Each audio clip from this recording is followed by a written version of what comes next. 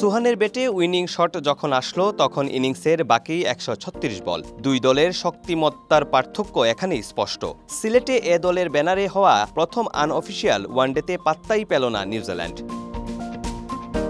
সিলেটে এদিন টস বাদে কিছুই পক্ষে আসেনি কিউইদের। আগে ব্যাটিংয়ে নেমে শরীফুল খালেদ আহমেদের বোলিং তুপে পড়ে ব্ল্যাক ক্যাপস। প্রথম আঘাত তৃতীয় ওভারে, leg before del Philips.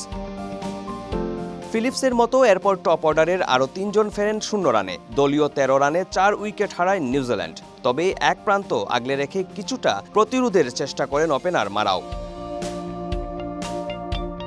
৪২ run করা মারাও কিছুটা প্রতিরোধ গড়েছিলেন ঠিকই, তবে তা পর্যাপ্ত নয়। তানভীর ইসলামের বলে স্ট্যাম্পিং নুরুল হাসান সোহানের। সিলেটে তখন ১০০ রান করাটাই অনিশ্চিত অতিথিদের।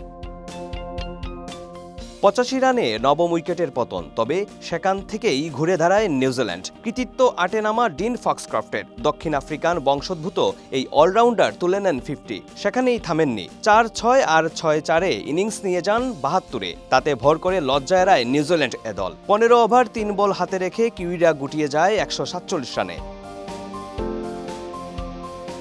পুচকে টার্গেটে ব্যাট করতে নেমে শুরুটা ভালোই হয়েছিল, তবে জুটি বড় হয়নি। নাইম শেখ আর পারভেজ ইমনের ওপেনিং পার্টনারশিপে আসে ৩০।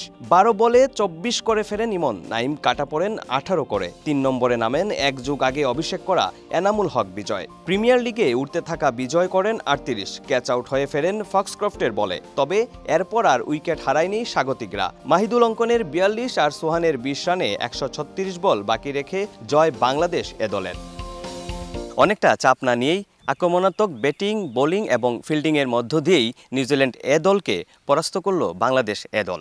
তবে পরবর্তী ম্যাচে নিউজিল্যান্ডের ভাগ্যে কী ঘটতে চলেছে সেটা দেখার অপেক্ষায় এখন ক্রিকেট প্রেমীরা।